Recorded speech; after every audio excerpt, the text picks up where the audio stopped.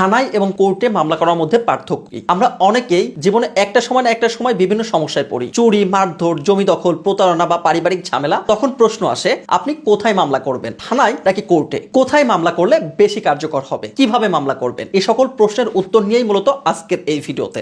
তাই বলছি ভিডিওটা খুবই গুরুত্বপূর্ণ, শেয়ার করে টাইমলাইনে রেখে দিন, পরবর্তীতে যখনই প্রয়োজন হবে তখনই দেখে নিতে পারবেন। চলুন জেনে নেই কখন, কোথায়, কিভাবে মামলা করবেন। প্রথমে জানি থানায় মামলা করা মানে কি। থানায় মামলা করা মানে হলো অপরাধ সংগঠিত হয়েছে এবং আপনি পুলিশকে জানাচ্ছেন যেন তারা তদন্ত করে, অপরাধীকে গ্রেফতার করে এবং তার বিচার প্রক্রিয়া শুরু করতে পারে। আপনার যে সকল অপরাধ হলে আপনি থানায় যেতে পারেন, যেমন চুরি হয়ে থাকলে, কেউ আপনাকে মারধর করার হুমকি বা থ্রেট দিলে, টাকা পয়সা নিয়ে প্রতারণা করলে, এছাড়া আরো অসংখ্য বিষয় আছে যেগুলো নিয়ে আপনি থানায় যেতে পারেন। থানায় যাবার পর আপনি এফআইআর বা জিডি করতে পারবেন। পুলিশ এরপর তদন্ত শুরু করবে, অপরাধীকে ধরার জন্য কাজ করবে, সাক্ষ্য প্রমাণ সংগ্রহ করবে, গ্রেফতারের পর চার্জশিট দিয়ে কোর্টে পাঠাবে। মূলত এভাবে বিচারের পথ শুরু হয় থানার মাধ্যমে। এখন আসি কোর্টে মামলা করবেন কখন। কোর্টে মামলা মানে আপনি সরাসরি বিচারকের কাছে অভিযোগ করছেন এবং বিচার চাচ্ছেন। এখানে মূলত আইনগত অধিকার, সম্পত্তি বা আর্থিক বিষয় নিয়ে বিচারিক সিদ্ধান্ত দেয়া হয়। যেসব কারণে কোর্টে মামলা করবে, কেউ জমি দখল করে নিলে, কেউ চেক দিয়ে প্রতারণা করলে, কেউ আপনার সম্মান নষ্ট করলে, এছাড়া পারিবারিক সমস্যা যেমন ডিভোর্স, ভরণ পোষণ, উত্তরাধিকার ইত্যাদি সমস্যা নিয়ে কোর্টে মামলা করতে পারেন। কোর্টে গেলে